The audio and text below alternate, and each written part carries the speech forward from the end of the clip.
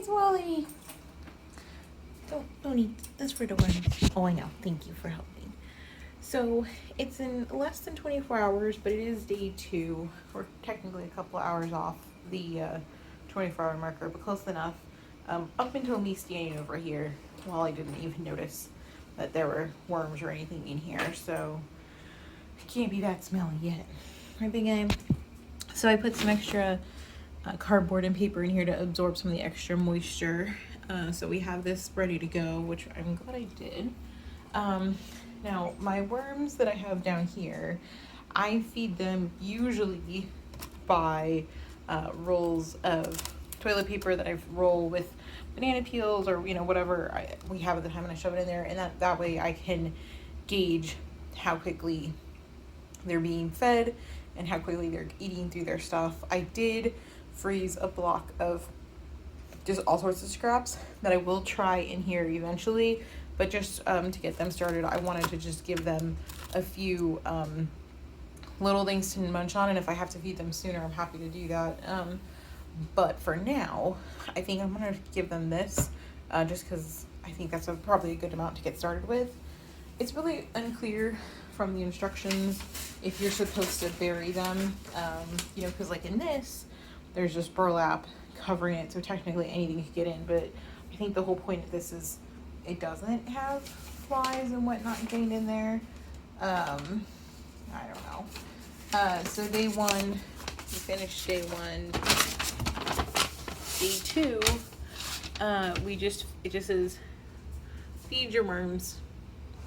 Okay, well, I don't know.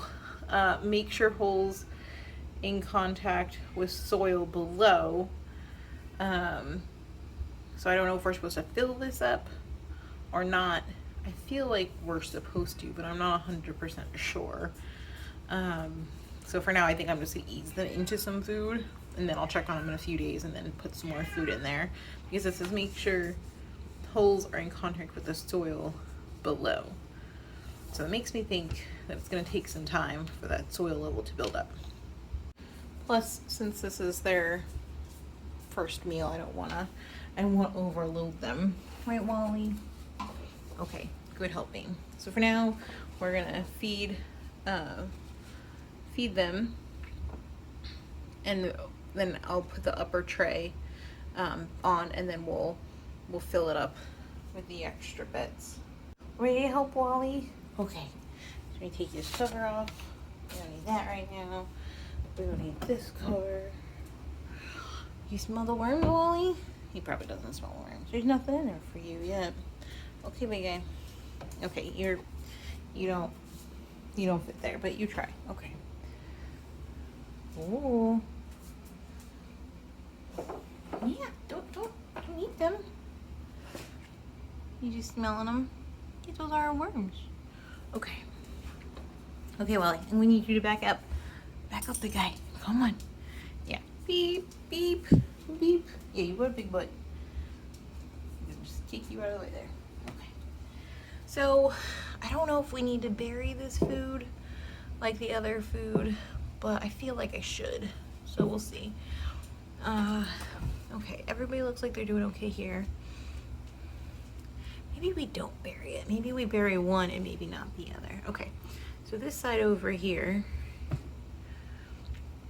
we'll try and bury.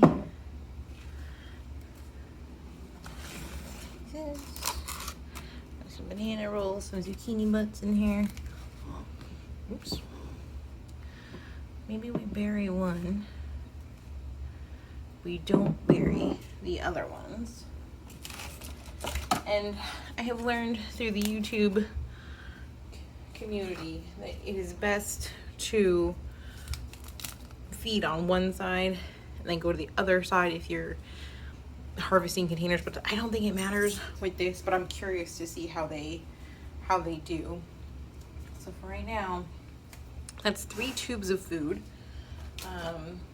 Plus I'm gonna put some scraps in, and this is all frozen, by the way. This is all frozen. Put some rolls there. I like making the banana rolls.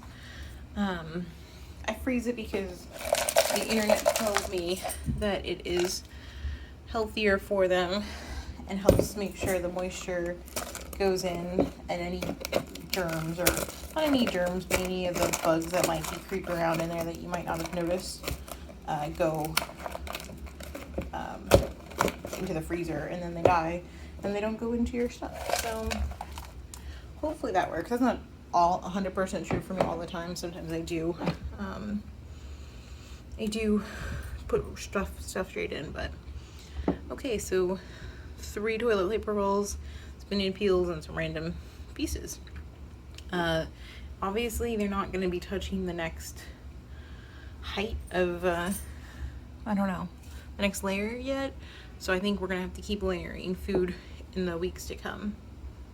So the second layer is on.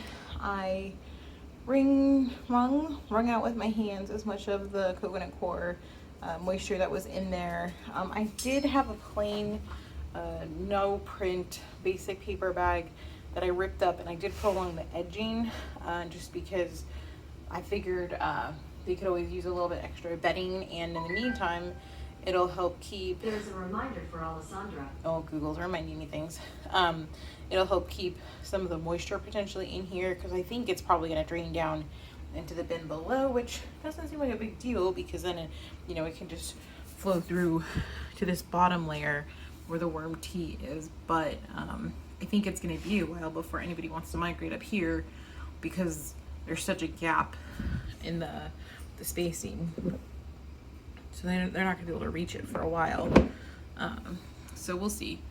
I'm going to set myself a reminder for a few days to check on them, because these guys, like, I just put a bunch of lettuce in here, and I did put some cardboard in because it was getting a little dry. So they're going to be getting food pretty soon. But this bin, I feed one or 2 times a week, usually 1 toilet paper roll full of stuff. And then sometimes I do, like this time I put a frozen toilet paper roll here, and then we had some fresh spinach that was going bad, so I just threw it in here, just to kind of give them a little extra. But usually they get fed once or twice a week at least.